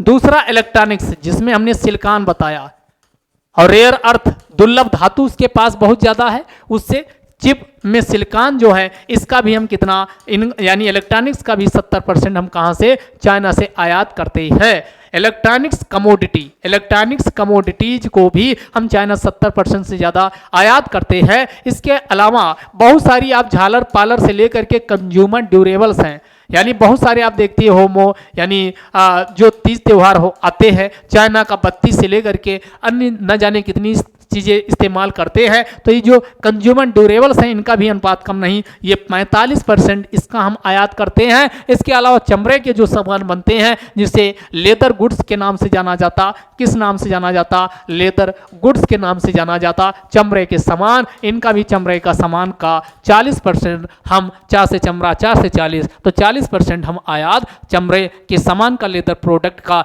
चाइना से करते हैं। तो आर्थिक क्षेत्र में चाइना के साथ बहुत ज्यादा हमारी क्या है? इंगेजमेंट है। ऐसे में अब आप सोचिए क्या चाइना को भारत पूरी तरीके से काट करके रख सकता है? भारत के पास भी कुछ मजबूरियां हैं और उसका उन मजबूरियों का चाइना गलत तरीके से फायदा उठाना चाहता है। तो अब आपको भारत के पास, आप अपने आप सोचिए, ये सब हमने आपके सामने सारी सिचुएशन चाइना की क्या है, चाइना किस मामले में भारत पर दबाव क्यों डालना चाहता है और साथ में भारत की क्या स्थिति है, तो दोनों पहलू को हमने बताने की क्या कोशिश की। तो आप इसमें आगे क्या होना चाहिए, भारत की क्या नीति होनी चाहिए चाइना के साथ ऐसी स्थिति में निपटने के लिए, उस पर अपने विचार, उसमें अपने पॉइंट बनाइए, 3-4 पॉइंट कि ये भारत को करना चाहिए। तो ये आप अपने आप सोच इस पे सकते हैं। अब पिछले सालों में ध्यान दीजिएगा, चाइना के द्वारा वन चाइना पॉलिसी अपनाई जाती है। कौन सी? One China policy. One China policy का मतलब हुआ कि जो ये वियतनाम आप देख रहे हो, वियतनाम को चाइना अपना हिस्सा मानता है। अब क्वेश्चन जो आया है ये 2022 का ही है, इस क्वेश्चन को देखिए, जरा क्वेश्चन को देखिए, फिर आप बताइएगा। निम्नलिखित कथनों पर विचार कीजिए, निम्नलिखित कथनों पर विचार कीजिए। विचार करने के बाद देखिए क्या पूछ रहा। हाल के वर्षों में वियतनाम विश्व में सबसे तेजी से बढ़ती हुई अर्थव्यवस्थाओं से में एक रहा है। चलो अब कैसे क्वेश्चन हैंडल करना वो भी सीखिए। वियतनाम का नेतृत्व बहुदलीय राजनीतिक प्रणाली के द्वारा नहीं, अभी हमने कहा कौन, वन चाइना पॉलिसी के अंतर्गत होता है। तो यहां पर वियतनाम में वन चाइना पॉलिसी यानी दो गलत। आगे, वियतनाम का आर्थिक विकास विश्वव्यापी पूर्ति श्रृंखलाओं के साथ इसके एकीकरण और निर्यात पर मुख्य ध्यान से जुड़ा हुआ। लंबे समय से वियतनाम की निम्न श्रम लागतों और स्थिर विनिमय दरों ने वैश्विक निर्माताओं को आकर्षित किया। चाइना में सभी कंपनियां इसलिए चाइना से वियतनाम की ओर जाना चाहती क्योंकि चाइना में मान लो किसी वस्तु को बनाने में 50 रुपया लागत आती है, तो ये जो वियतनाम है 25 रुपये में ही यहाँ बना देता। यहाँ श्रम सस्ता है चाइना की तुलना में, बाकी तो अन्य जब हम तुलना करते तो यहाँ सस्ता है ही। अगला 5वां स्टेटमेंट कह रहा, हिंद प्रशांत क्षेत्र का सर्वाधिक उत्पादक ई सेवा सेक्टर वियतनाम में है। ये भी क्या है, गलत है, क्योंकि अब यहां अगर एशिया लगाता तब सही हो जाता। एशिया में तो है, लेकिन प्रशांत वाले क्षेत्र की बात कर दिया तो प्रशांत में आप नाम सुनते हो, सिंगापुर आ गया, अमेरिका आ गया, ऑस्ट्रेलिया आ गया, तो ये सब बहुत इससे आगे है। तो ये 5 वाला यहाँ हिंद प्रशांत लगाने से मामला गलत हो गया। तो अब काटिए, कौन 5 गलत, तो ये कट हो गया और हमने कहा था दूसरा भी गलत, वो भी कट, तो बचा कौन, सही आंसर 1, 3, 4 ये बिल्कुल सही जवाब हो जाएगा। ये इसी बार का क्वेश्चन है। तो अब आपको आईआर का इंपॉर्टेंस अब समझ में आया होगा कितना ज्यादा है। तो चीजें अब क्या है आईआर से रिलेटेड, क्योंकि ऐसे में मैटर इकट्ठा मिल पाना बहुत कठिन काम होता है। अगला यहां ओल्ड पेंशन स्कीम और जो नई पेंशन स्कीम आई, इसको लेकर के अभी आपने देखा क्वेश्चन बन सकता है, बिल्कुल संभावना, क्योंकि पंजाब सरकार के द्वारा ओल्ड पेंशन स्कीम को बहाल करने की बात की गई और बहाल हो गई। ठीक, पहला ये बन गया जो ओल्ड पेंशन की जब हम बात करते हैं तो ये कौन, जो 2004 के पहले मिलती थी उसकी बात करते हैं। ओल्ड पेंशन स्कीम का मतलब क्या है, 2004 के पहले ये मिलती थी, इसे 1 अप्रैल 2004 तक ये जारी किया गया। इसके बाद जो ओल्ड पेंशन स्कीम है इसको बंद कर दिया गया। ओल्ड पेंशन स्कीम में होता क्या था, जो भी एम्प्लॉयज होते थे उनके रिटायरमेंट का बाद जितनी भी उनकी सैलरी होती थी, लास्ट जब वो विड्रॉ करते थे, पेमेंट ऑफ लास्ट विड्रॉवल, यानी लास्ट समय जब उनके लास्ट सैलरी आती थी उसका 50% क्या पाते थे, यानी बिल्कुल सुनिश्चित तरीके से उनको पेंशन दी जाती थी। लेकिन 1 अप्रैल 2004 से जो ओल्ड एज पेंशन, ये ओल्ड पेंशन स्कीम थी, इसके स्थान पे एक नई पेंशन आती है, जिसे नई पेंशन स्कीम को किस नाम से जाना जाता, नेशनल पेंशन स्कीम के नाम से जाना गया। और ये वॉलंटरी बेसिस पे और लॉन्ग टर्म रिटायरमेंट इन्वेस्टमेंट है। ये इन्वेस्टमेंट आपका पैसा कटता रहेगा, वही इकट्ठा मिलेगा, कोई आपका एक निश्चित अमाउंट में जिसकी हर महीने आपको सैलरी मिल रही थी वैसे इसमें पैसा नहीं दिया जाएगा। तो ये इन्वेस्टमेंट है, ये कोई आपका हर महीने वाली ओल्ड पेंशन स्कीम की तरह नहीं। और इसको किसके द्वारा प्रशासित किया जाता है, तो ये pension fund regulatory development authority. कौन सा? Pension fund development, pension fund regulatory development authority के द्वारा इसका प्रशासन देखा जाता और इसे जनवरी 2004 में इसे लॉन्च किया गया। तो ये शुरुआत इसकी कब हुई? जनवरी 2004 से। और इसमें कहा गया कि 1 अप्रैल 2004 के बाद से अब लोग इस नेशनल पेंशन स्कीम के अंतर्गत कनेक्ट हो पाएंगे। अब आपके मन में बत्ती ये जल्दी चाहिए कि क्या राज्यों को, हाँ जी हाँ, राज्यों के द्वारा ये पेंशन चाहें तो ओल्ड पेंशन और नई पेंशन दोनों में से किसी को लागू कर सकते हैं। तो ये छूट इसमें दी गई क्योंकि ऊपर क्या लिखा है? ये वॉलंटरी और long term retirement investment plan के अंतर्गत इसे शुरू किया गया था। अभी एक इस पे क्वेश्चन आया है तो हो सकता है कि फिर से ये रिपीट हो जाए, फिर से क्या हो जाए? रिपीट हो जाए। तो इसलिए हमने इसको डिस्कस करने का कोशिश की। अगला, विश्व का पहला कार्बन बॉर्डर टैरिफ, यानी कार्बन बॉर्डर टैरिफ को स्थापित किया गया और किसके द्वारा? European union. ऐसे क्वेश्चन पूछता है कि विश्व का पहला कार्बन बॉर्डर, जैसे अब वस्तुओं का एक देश से दूसरे देश पर जाता है, जैसे मान लेते हैं कि ये आपका इंडिया है, इंडिया के साथ ये बॉर्डर किसका? ये पाकिस्तान, इधर ये पाक है। तो कोई सामान यहाँ पाकिस्तान का जैसे ही बॉर्डर पार करेगा तो इस पे क्या? कार्बन टैरिफ लगा दिया जाए। अभी तक एक्साइज ड्यूटी लगती थी, कार्बन टैरिफ क्या लगा? किस आधार पे कार्बन टैरिफ लगाया जाएगा? कि आपने इतना लेबर इसमें बच्चों का लगाया, इतना एनवायरनमेंट को नुकसान किया, ये आपका प्रोडक्ट एनवायरनमेंट फ्रेंडली नहीं है, इसलिए इतना कार्बन क्रेडिट आपको वसूला, कार्बन टैरिफ इसमें लिया जाएगा, कार्बन बॉर्डर टैरिफ। इसी को, यानी ये कौन? तो यूरोपियन यूनियन के द्वारा विश्व का पहला कार्बन बॉर्डर टैरिफ को लाया गया है और इसको कार्बन बॉर्डर एडजस्टमेंट मैकेनिज्म का नाम दिया गया। क्या नाम दिया गया? तो ये क्वेश्चन पूछेगा, चर्चा में रहा शब्द कार्बन बॉर्डर एडजस्टमेंट मैकेनिज्म के संदर्भ में विचार कीजिए। इसके द्वारा इसे यूरोपियन यूनियन साथ में यूनियप इन्वायरमेंट वाला दे देगा कि उसके, या कोई और संस्था दे देगा कि संयुक्त रूप से इसे लागू किया गया? नहीं, यूरोपियन यूनियन का है। इसमें क्या किया जाएगा? इसमें वही है, हमने अभी बताया कि इसमें इंपोज किया जाएगा टैरिफ। क्या किया जाएगा? टैरिफ इंपोज किया जाएगा। अगर आप इंपोर्ट से आयात करते हो, आप पॉल्यूटिंग गुड्स सच है जैसे जिससे प्रदूषण फैलता है, जिससे क्या? पॉल्यूशन फैलता है। जैसे आप स्टील का निर्माण करते हो, सीमेंट का, फर्टिलाइजर का, तो इससे कितनों आप कोशिश कर लो एनवायरनमेंट को पॉल्यूशन फैलना ही फैलना है। तो ऐसी वस्तुएं जिनके निर्माण से आसपास के एनवायरनमेंट को नुकसान पहुंचता है, उस पर ये कार्बन बॉर्डर टैरिफ को लगाया जाएगा। यूरोपियन यूनियन ने इसे COP27 में प्रस्तावित किया और अब ये लेके आया। भारत ने इसका विरोध किया है। भारत इसमें मेंबर के रूप में शामिल नहीं है। भारत ने इसका विरोध किया। क्यों भारत ने विरोध किया? क्योंकि भारत अभी एक डेवलपिंग कंट्री है। भाई डेवलपिंग कंट्री, वो लोग तो अपना स्टील, सीमेंट, फर्टिलाइजर इन सब का अच्छे से उत्पादन कर लिए हैं, अब रिन्यूएबल एनर्जी की ओर जा रहे हैं। भारत को अभी विकास करना, तो भारत ने इसे स्वीकार नहीं किया। इस बात को भी ध्यान रखिएगा, ये क्वेश्चन बन सकता है। अगला क्वेश्चन जो ओल्ड एज पेंशन वाला आया है, ये आप देख लीजिए। क्या?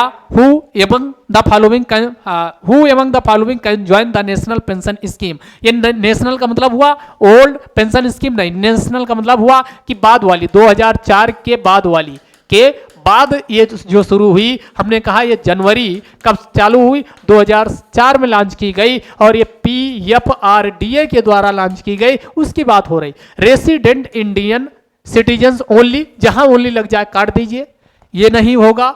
पर्सन ऑफ एज 21 से लेकर 55, आप बताओ रिटायरमेंट की एज क्या 55 साल है? आंसर है नहीं, तो ये भी गलत। All state government employees joining the service after the date of the notification by respective state government, यानी राज्य सरकार के द्वारा, संबंधित राज्य सरकार के द्वारा जो भी डेट रिस्पेक्टिव घोषित की गई, यानी 1 अप्रैल से 2004 के बीच, उनके एम्प्लॉय सभी के सभी इसमें क्या, इसको ज्वाइन कर सकते हैं। तो कहने का मतलब इसका सी वाला बिल्कुल सही जवाब होगा ये। ऑल सेंट्रल गवर्नमेंट एम्प्लॉयज, अब यहां central government including those of armed forces, यहां आर्म्ड फोर्सेज को शामिल नहीं किया गया, इसमें ऑल स्टेट गवर्नमेंट एम्प्लॉयज की बात इसमें की गई, तो इसलिए इंक्लूडिंग लग गया, तो ए भी गलत हो जाएगा। तो इसका सही जवाब आपको मिल चुका होगा, सी होगा। अगला क्वेश्चन फिर आपका एक काम का है, नेशनल रेल प्लान। कौन सा? नेशनल रेल प्लान, ये चर्चा में रहा और ये 2030 तक, यानी मिनिस्ट्री ऑफ रेलवे के द्वारा कौन कौन से इंफ्रास्ट्रक्चर बूस्ट किए जाने हैं उस पर बातचीत यानी शुरू हो गई। और इसमें जो माल भाड़ा, कौन सा माल भाड़ा जो होता है, इसको बूस्ट करने की बात की जाएगी। तो इसमें अभी हिस्से माल भाड़े की बात करें 27% है, तो 2030 तक हम इसे इंक्रीज करके 45% करने की बात सोचे हैं। तो अभी 27% है, 2022 ये चल रहा है, 2022 में कितना 27% है। इसी हिस्सेदारी जो ट्रैफिक है, फ्रेट ट्रैफिक है, इसको माल भाड़ा, इसकी हिस्सेदारी रेलवे में हमें कितनी करनी है, 27% बढ़ा करके 2030 तक 45% करनी है। दूसरा स्पीड, जो माल भाड़ा ट्रेन होती है इनकी स्पीड डुंग डुंग वाली होती है, तो अभी कितना 22 किलोमीटर प्रति घंटा है, इसको 2030 तक इंक्रीज करके कितना 50 किलोमीटर प्रति घंटा ले जाना है। तो 22 से लेकर 22 से 50, उधर 27 से 45 2030 तक, यानी माल भाड़े की हिस्सेदारी भी ज्यादा करना। कितना अभी 27%, उसको कितना 2030 तक 45 करना। स्पीड अभी 22 किलोमीटर प्रति घंटा है, अब इसको इंक्रीज करके 2030 तक 50 किलोमीटर प्रति घंटा कर देना है। इसके अलावा रेल जो ट्रांसपोर्टेशन है, ये भी इसकी लागत भी कहा गया 30%, लगभग 30% कम करना। अभी जितनी लागत आती है, कास्ट है ट्रांसपोर्टेशन की, इसको भी कितना 30% कम करना। इसके अलावा एक डेडिकेटेड फ्रेट कॉरिडोर, जैसे आपका इंडस्ट्रियल कॉरिडोर निर्माण हो रहा औद्योगिक गलियारा, वैसे डेडिकेटेड फ्रेट कॉरिडोर को भी निर्मित किया जाना चाहिए। और कहाँ जो इंपॉर्टेंट हाई डेंसिटी रूट हैं, जहां पर बहुत सख्त जरूरत है, जहां पर सामान को आसानी से जल्दी पहुंचाने की जरूरत होती है। तो ये अगला, ये ध्यान रखिएगा। तो इससे क्वेश्चन ये बन सकता है, इससे क्या होगा, रोजगार जनरेशन होगा, रेलवे जो घाटे में चल रही उसका यानी उससे छुटकारा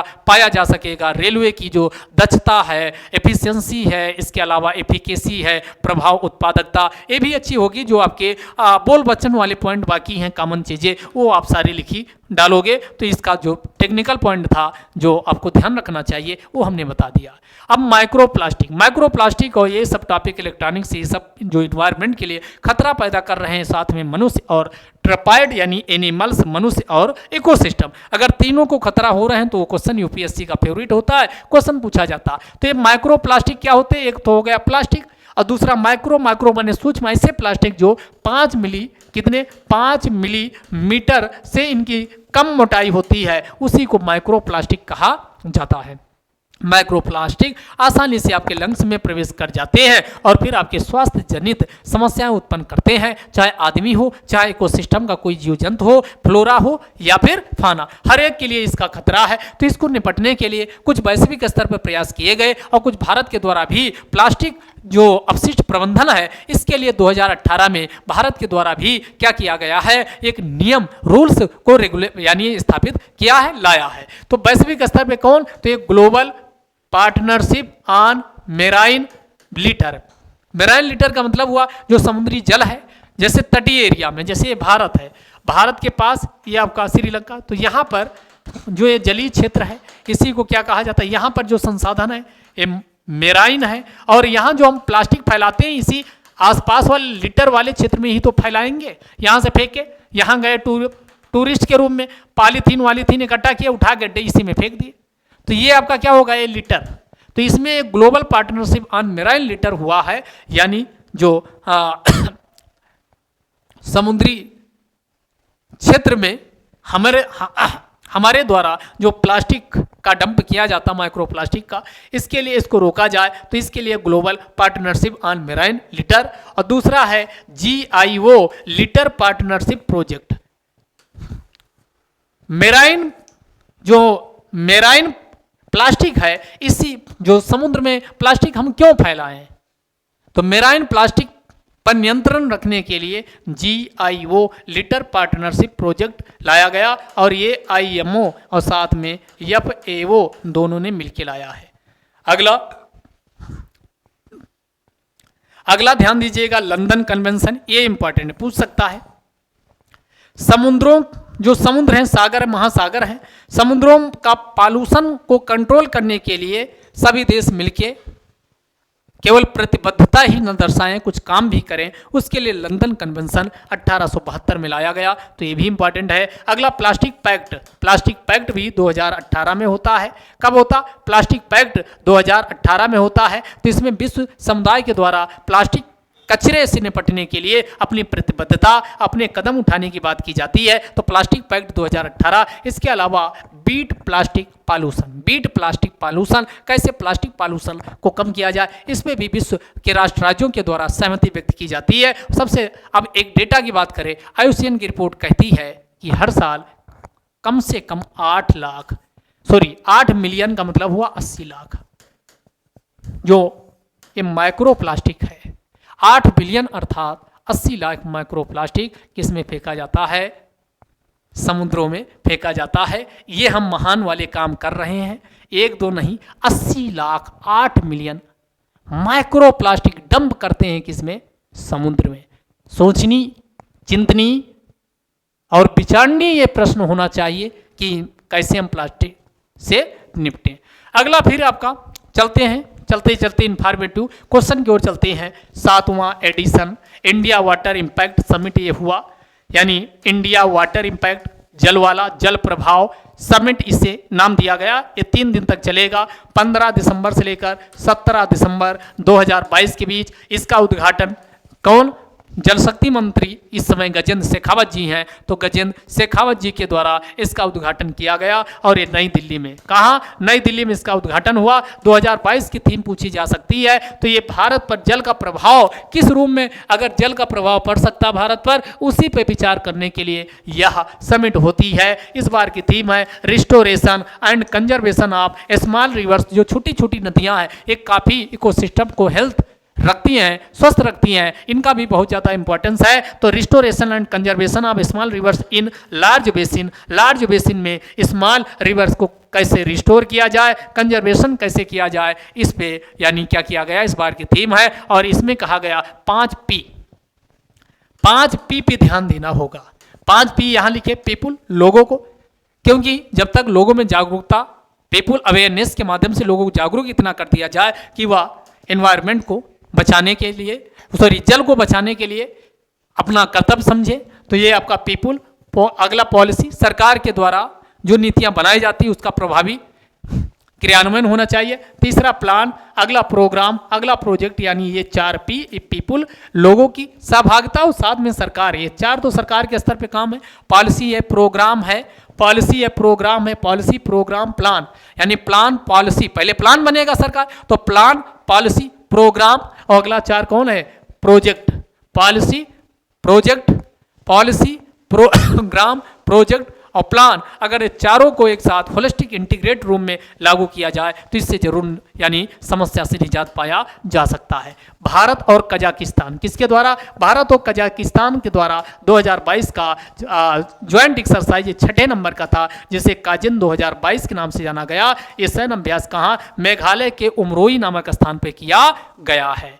अगला है, ये आपके फिर काम का है, ऐसे क्वेश्चन यूपीएससी के फेवरेट टॉपिक से होते ही है। कौन? बेपोर, कौन सा? ये किसकी बात हो रही? बेपोर उरुस या उरु, बेपोर उरुस। ये चर्चा में क्यों आ गया? क्योंकि इसके द्वारा अब कहा गया जीआई टैग, जीआई टैग पीछे बहुत बता चुके हैं, एक बार फिर से चर्चा में है। जो चर्चा में वो पर्चा में पिछली बार गुच्छी ऐसे आवेदन किया था जीआई टैग के लिए, तो आपके एग्जाम में वो क्वेश्चन देखने को मिला। इससे हो सकता है इस बार बेपोर उरु सीधे पूछ ले कि हाल ही में चर्चा में शब्द रहा उरु क्या है, एक काष्ठ कला है, एक नौका है या क्या है? इस टाइप के क्वेश्चन आपको लगेगा ये कौने हिस्ट्री से पूछ लिया, तो ऐसे क्वेश्चन यूपीएससी पूछता है, लेकिन ये चर्चा में रहा। अब आपको पकड़ना है तो पकड़ लीजिए। बेपोर उरु, ये बेपोर उरु ये आपके सामने लिखा है। जीआई टैग के लिए आवेदन किया, एक केरल के लोगों के द्वारा हुनर ये के माध्यम से इसको निर्मित किया जाता है, एक प्रकार की यानी ढो। ढो किसे कहा जाता है? केरल में नाव को क्या बोलते हैं? नैया, नाव, नाव, एक प्रकार की नाव होती जिसे ढो कहा जाता, तो उसी को बेपोर उरू, बेपोर उरू एक प्रकार की नाव होती जो केरल के कुशल कारीगरों और यहाँ के जो कारपेंटर होते हैं उनकी दस्तकारी से निर्मित की जाती है। पारंपरिक तरीके से, ट्रेडिशनल तरीके से, दादा परदादा के ज़माने से केरल के लोगों के द्वारा कहा गया 2000 साल पहले से हम ये नाव बनाते चले आ रहे हैं, आज भी बना रहे हैं। हमारा तो ये परंपरागत तरीके से यानी हुनर है, इस हुनर के माध्यम से हम इसमें कोई आज की टेक्नोलॉजी का इस्तेमाल नहीं करते हैं। हमारा जो दादा परदादा का हुनर वही ट्रांसफ़र होते होते हमारे दादा परदादा बनाते थे, आज हम बना रहे हैं, आगे बच्चे भी बनाएंगे, तो क्यों ना इसकी एक विशिष्ट पहचान दे दो हमें जीआई टैग। ये मांग की गई, समझ में आ चुका होगा। तो ये पारंपरिक तरीके से बिना किसी आधुनिक टेक्नोलॉजी का उपयोग किए लकड़ी से निर्मित की जाती है और इसको बनाने में समय लंबा लगता है, क्योंकि पारंपरिक तरीके से है, चीज़ें आपकी बेहतर हों तो उसको 1 से 4 साल बनाने में लगता है। सारा काम मैनुअल तरीके से होता है, इसमें कोई टेक्नोलॉजी का इस्तेमाल नहीं किया जाता। इसमें जो कारीगर, अनुभवी कारीगर काम करते हैं, छोटे मोटे बच्चे नए इसमें काम नहीं कर पाएंगे। बहुत आपकी क्या यानी इसमें एक्सपर्टाइज चाहिए, तो 50 से 60 साल से ज़्यादा उम्र के लोग इसमें लगे हैं। और यह दादा परदादा जमाने की क्या है, परंपरा है, और ये पहली शताब्दी से दुनिया भर के व्यापारियों के लिए ये आकर्षण का केंद्र थी। पहली शताब्दी तब से ये चल रहा केरल में, और ये 2000 वर्षों से ज़्यादा इसकी 2000 वर्षों से पहले से इसकी उच्च स्तर पर डिमांड रही है। और भारत और केरल के साथ देखोगे जो बंदरगाहों का संबंध रहा या व्यापार होता रहा, उनमें से ये आपकी कौन, तो ये बेपोर उरू जो नाव है इसकी भी डिमांड होती, वहाँ भी होती रही। और ये व्यापार भारत और गल्फ कंट्री के साथ जो संबंध अच्छे रहे हैं उसमें भी इसका बहुत ज़्यादा यानी योगदान रहा है। तो ये इसलिए चर्चा में है, हो सकता है यही क्वेश्चन आपसे पूछ लिया जाए। अगला फिर चर्चा में अर्बन सस्टेनेबिलिटी असेसमेंट फ्रेमवर्क। ऐसे क्वेश्चन यूपीएससी के फेवरेट होते हैं, क्वेश्चन आते ही आते हैं। कौन, अर्बन सस्टेनेबिलिटी असेसमेंट, कौन सा फ्रेमवर्क। और अब ये इसको डेवलपमेंट किसने किया, दो चीजें होती है, एक विकास करता, दूसरा लागू करता। कोई जरूरी नहीं जो विकास किया है, डेवलप किया वही लागू करे। तो ये जो अर्बन सस्टेनेबिलिटी जो शहरी क्षेत्र है, इनको वाहनीयता सतत रूप कैसे बनाया जाए, इसी का मूल्यांकन करने के लिए एक फ्रेमवर्क स्थापित हुआ। और इसका विकास किसने किया, तो आईएपी किसने, SCIAP के द्वारा यानी इसको विकसित किया गया, जिसकी फुल फॉर्म है sustainable cities integrated approach pilot यानी sustainable city integrated approach pilot यानी SCIAP के द्वारा इसका विकास किया गया है। इसको लागू कौन करेगा, इम्प्लीमेंट, तो ये अब आपका काम का है यूनिडो प्लस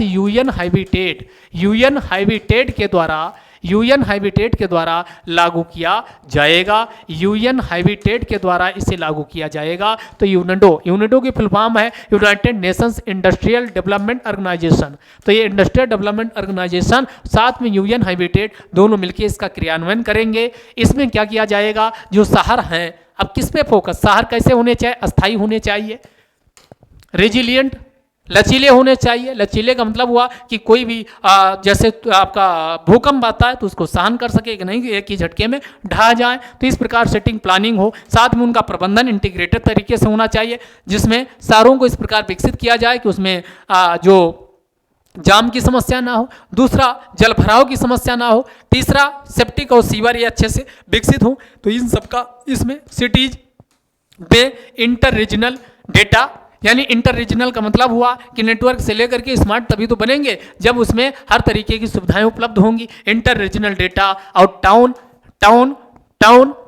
मटेरियल ये भी क्या होने चाहिए, टाउन ये अच्छे होने चाहिए। और इसमें कौन कौन शामिल होगा भाई, किसको, तो इसमें जो ये अभी है तो इसमें गवर्नमेंट, केवल सरकार नहीं, सरकार के साथ साथ जब इतना हर एक के विचार को सुना जाए, फिर जो अच्छे विचार हों जिससे शहरों को वहनीयता, एफोर्डेबिलिटी और सस्टेनेबिलिटी और धान्यता को सुनिश्चित करना है, तो सभी हर एक स्टेक होल्डर्स को शामिल करना होगा। तो इसमें हितधारक कौन है, सरकार है, NGO शामिल हो सकता, मीडिया पर्सन के लोग शामिल हो सकते, सिविल सोसाइटी, इसी प्रकार अन्य अपना विचार रखना चाहता है तो इसमें शामिल हो सकता, उसे मौका दिया जाएगा। कुल मिलाकर के जो हम कंक्रीट बनाते जा रहे हैं शहरों को, अब आने वाले समय में हम शहरों को इस प्रकार बनाएं जिससे कि जो ग्रीन और स्पॉन्ज सिटी में हम बदल पाएं।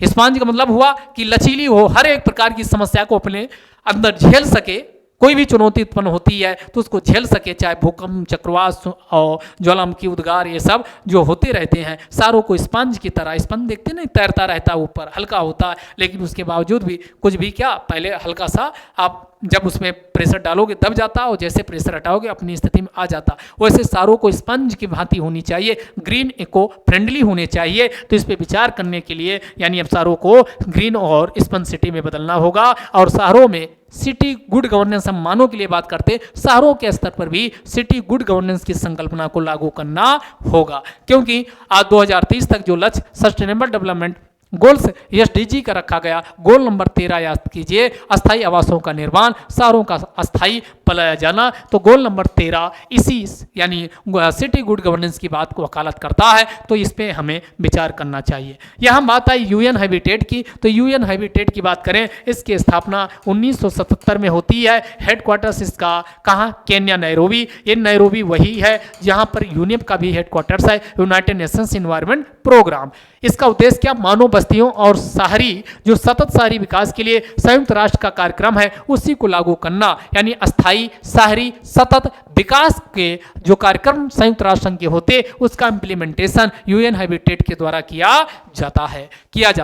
अगला ये चर्चा में फिर है, जो चर्चा में वही बताए कौन, जीन थेरेपी अभी ये चर्चा में आई। इसमें एक कैंसर का इलाज संभव हो पाया। तो ये कहा गया कि जो जीन थेरेपी के माध्यम से जो टी सेल ल्यूकेमिया का मतलब ये होता है कैंसर सेलकों का अनियंत्रित होकर फैलना। तो जो टी सेल ल्यूकेमिया, और ये टी सेल ल्यूकेमिया ये व्हाइट, आपके शरीर में दो चीज़ें होती है, एक आरबीसी होती है और दूसरी डब्ल्यूबीसी होती है। तो व्हाइट यानी बीसी, व्हाइट बीसी का मतलब हुआ डब्ल्यूबीसी, व्हाइट बीसी इसी को कहा जाता। सफ़ेद जो रक्त ब्लड कार्पल्स होते हैं, व्हाइट बीसी जो हमारे प्रतिरक्षा तंत्र को मजबूती प्रदान करते हैं, तो इसके लिए है। तो इसमें जो टी सेल ल्यूकेमिया होता है, जीन थेरेपी का प्रयोग करते हुए शरीर की स्वस्थ कोश, जो ये टी सेल ल्यूकेमिया होता है, टी सेल ल्यूकेमिया ये क्या करता, शरीर की कोशिकाओं को नष्ट करता रहता और हमारा प्रतिरक्षा तंत्र लगातार कमजोर करता जाता है। और जब हमारा प्रतिरक्षा तंत्र कमजोर हो जाता तो हमारे अंदर फिर क्या हो जाता है, कैंसर। और इसी कैंसर को किसके माध्यम से ठीक करने की बात की गई, बेस एडिटिंग। तो यहाँ एक और कॉन्सेप्ट आया, बेस एडिटिंग। और बेस का मतलब जो बेस होते हैं, बेस एडिट का मतलब बेस को ही क्या कर दो, संशोधित कर दो। बेस कौन, जो हमारे ये आप देखते हो आरएनए डीएनए, तो डीएनए में बेस क्या होते हैं, एडेनिन, ग्वानिन, थायमिन और एडेनिन और साइटोसिन। तो ये आपका साइटोसिन, ये जो 4 प्रकार के ये बेस पाए जाते हैं, इन्हीं को बेस कहा जाता। और यही सूचनाएं जो जीन के स्तर पर जेनेटिक मटेरियल इसी में पाया जाता है। तो इसी को क्या किया जाता है, इसको मॉडिफाई करने का काम किया जाता है, एडिट करने का काम किया जाता। और इसमें जैसे कैंची नहीं, कपड़ा आप कुछ काट के बराबर कर देते हो, जहाँ जरूरत वैसे चिपका देते हो। जहाँ मान लो कोई कोशिका खराब है, डैमेज है, या उसमें संशोधन करना हुआ, उसको काटना है, तो ये बेस मान लो ये आपका एडेनिन, ग्वानिन, और उसके बाद क्या हो गया, थायमिन, और उसके बाद आपका साइटोसिन। तो ये 4 है। मान लो यहाँ पर ये आपका है कि इस पॉइंट पे इतना खराब, तो ये कुछ से इसको काट देगी, और जो कैंची इसको काटती है, एडिट करती है, इसी को CRISPR-Cas9, क्रिस्पर, ये भी क्वेश्चन आ चुका, CRISPR-Cas9 टेक्नोलॉजी के नाम से जाना जाता। तो एक काटने का काम CRISPR-Cas9 के द्वारा किया जाता। तो अभी ये चर्चा में है, इसलिए हो सकता ये आगे आपसे क्वेश्चन पूछ लिया जाए। तो इससे जो टी सेल ल्यूकेमिया यानी टी सेल ल्यूकेमिया या कैंसर होता है, उसका इलाज संभव हो पाएगा। अब हमने आपको पीछे वाला जो ये नौका वाला इसलिए बताया क्योंकि पिछली बार जब ये जीआई टैग के लिए आवेदन गुच्छी की के लिए भी मांग की गई थी, जीआई टैग के लिए आवेदन किया गया था। तो ये समझिए, कभी कभी समाचारों में उल्लिखित गुच्छी के संदर्भ में निम्नलिखित कथनों पर विचार करें। या ये कवक है, फंगस है, बिल्कुल बात सही है। या कुछ हिमालय, यह सभी लगता तो गलत हो जाता, कुछ हिमालय क्षेत्रों में उगती, बिल्कुल बात सही। जो हिमालय का फुट हिल्स एरिया है, फुट हिल्स एरिया में इसको उगाया जाता है। तो यहाँ 2 भी सही है। तीसरा, उत्तर पूर्वी भारत के हिमालय की तलहटी में इसकी कमर्शियल क्रॉप की जाती 9। यहाँ पर पूर्वोत्तर भारत में नहीं, बल्कि ये उत्तराखंड, जम्मू कश्मीर, हिमाचल प्रदेश वाले यानी पश्चिमी, यहाँ उत्तर पूर्वी की बजाय पश्चिमी लिखता तब सही हो जाता। तो 3 ये गलत गलत हो गया, एक कट बचा कौन, 1 2, ये बिल्कुल सही है। तो इसका सही जवाब क्या हो जाएगा, 1 और 2। इसलिए ये क्वेश्चन पूछा गया था, अंग्रेजी में वही क्वेश्चन लिखा है। अगला, भारत में निम्न में से कौन मुद्रास्फीति, पीछे कल वाली क्लास याद कीजिए, मुद्रास्फीति को नियंत्रित करने के लिए कौन जिम्मेदार है, तो हमने कहा था एमपीसी, याद करो एमपीसी, आरबीआई, और इसी के द्वारा आरबीआई के द्वारा मौद्रिक नीति लागू की जाती, मूल स्थिरता को कौन सुनिश्चित करना, आरबीआई के द्वारा किया जाता है। कल की क्लास से क्वेश्चन आसानी से कर सकते हो। कल की ही क्लास से आप भारत में निम्नलिखित में से कौन उन फैक्ट्रियों में जिनमें कामगार नियुक्त हैं, औद्योगिक विवाद, समापन, छटनी और कामबंदी के विषय के संबंध में सूचनाओं को संकलित करता। आपको याद करिए, हमने कहा था लेबर ब्यूरो, लेबर ब्यूरो याद करिए, labour bureau, labour bureau, labour bureau को हमने कहा था जो ये सीपीआई होता है, एक इंडस्ट्रियल वर्कर्स वाला होता है, यहाँ एक एग्रीकल्चर लेबर वाला होता है, एक सीपीआई कौन होता है, तो एक सीपीआई रूरल होता है, एक सीपीआई इंडस्ट्रियल वर्कर होता है, एक सीपीआई इंडस्ट्रियल, सीपीआई एक कौन होता, इंडस्ट्रियल वर्कर होता है। तो हमने कहा था कि जो सीपीआई इंडस्ट्रियल वर्कर है, सीपीआई एग्रीकल्चर लेबर है, इन सबको कौन जारी करता, तो हमने ये भी कहा था कि सीपीआई जो ये आईडब्ल्यू इंडस्ट्रियल वर्कर्स है, ये श्रम ब्यूरो के द्वारा जारी किया जाता है। तो ये यहाँ पर श्रम ब्यूरो, आंसर क्या हो जाएगा, बिना सोचे समझे आप क्या लगा सकते थे, श्रम ब्यूरो लगा सकते थे, नॉर्मल क्वेश्चन था। चाय बोर्ड कितनी बार, जीआई टैग हमने डिस्कस किया, कल भी ये बताए थे। चाय बोर्ड कब, 1952 का एक्ट था, ये 52 का एक्ट, और 52 के एक्ट से 1953 में इसको स्थापित किया गया। कहाँ इसका हेडक्वार्टर्स है, तो हमने कहा था कोलकाता में, और ये एक्ट से बना है, तो एक प्रकार का स्टैट्यूटरी बॉडी है। अब ये सांविधिक निकाय स्टैट्यूटरी सही है, या कृषि एवं किसान मंत्रालय नहीं, हमने कहा था ये किस मिनिस्ट्री के अंतर्गत आता है, तो हमने कहा था मिनिस्ट्री ऑफ कॉमर्स, किसके अंतर्गत आता हो, ministry of commerce and industry के अंतर्गत आता है, वाणिज्य उद्योग मंत्रालय के अंतर्गत आता। एक कट, चाय बोर्ड का प्रधान कार्यालय बेंगलुरु में, नो, बेंगलुरु में हमने कॉफी जो कब 1942 के अधिनियम से स्थापित होगा, यानी वो है कॉफी वाला, तो ये भी गलत। इस बोर्ड के दुबई, मॉस्को, एक और हमने नाम बताया था लंदन, 3 जगह इसके क्षेत्रीय कार्यालय हैं, ये बात सही है। तो 1 और 4 सही हो जाएगा। 1 और 4 देखते हैं किसमें है, तो इसका देखो कितना आसान क्वेश्चन यूपीएससी पूछता है, 1 और 4 बिल्कुल सही जवाब हो जाएगा। अगला, ये आज का ही क्वेश्चन जो डिस्कस किए उसी पे आ जाइए। निम्नलिखित कथनों में कौन सा एक मानव शरीर में बी कोशिकाओं और टी कोशिकाओं की भूमिका का सर्वोत्तम वर्णन है, यानी 2 प्रकार की बी कोशिका और टी सेल्स, ये 2 हैं। तो ये क्या करता है, अब इसमें शरीर को पर्यावरणीय एलर्जनों से संरक्षित करता नहीं, ये शरीर के दर्द और सूजन का अपशमन नहीं, शरीर में प्रतिरक्षा निरोधकों की तरह काम करती है। आप इसमें सोच सकते हैं। आगे देखते हैं, वे शरीर को पैथोजेंस रोगजनों द्वारा होने वाले रोगों से बचाती। अभी आपने देखा कैंसर, टी सेल, और इसमें जीन एडिटिंग कैंसर एक प्रकार की क्या है, यानी रोग जनक के द्वारा होने वाले रोगों से शरीर को बचाती। तो ये बिल्कुल सटीक इसका क्या है, आंसर हो जाएगा। तो ये आंसर यानी इसका डी हो जाएगा। तो इंग्लिश वाला, they protect the body from the diseases caused by pathogens, यानी पैथोजन से होने वाली बीमारी को हमारे शरीर में यानी बी सेल व टी सेल्स के द्वारा रक्षा की जाती है। अगला हमने क्वेश्चन यूएन हैबिटेट वाला आपके सामने क्वेश्चन देखिए, जो टॉपिक डिस्कस किए गए आप क्वेश्चन देखिए, समझ में आएगा कितना इंपॉर्टेंस है। अगला, with reference to the role of UN Habitat in the United Nations programme working toward the better urban future, यानी अर्बन शहर को अच्छे से किया जाए तो यूएन हैबिटेट की भूमिका क्या हो सकती, इसके संदर्भ में विचार करना है। UN Habitat has mandated by the United Nation General Assembly to promote socially and environmentally sustainable towns and city to provide adequate shelter, सबको अच्छे से शरण मिले, घर मिले, इसके प्रयास करता। Its partners are either government और अर्बन लोकल अथॉरिटीज ओनली। हमने कहा क्या इसमें एनजीओ नहीं शामिल होगा, इसमें क्या सिविल समाज नहीं शामिल होगा, क्या इसमें मीडिया नहीं शामिल होगा, हमने अभी बताया क्या इसमें मीडिया नहीं शामिल होगा। तो यानी इसमें 2 ओनली लग गया तो ये 2 हो जाएगा गलत। अगला UN Habitat contribute to the overall objective of the United Nations system to reduce poverty and to promote access of safe drinking water and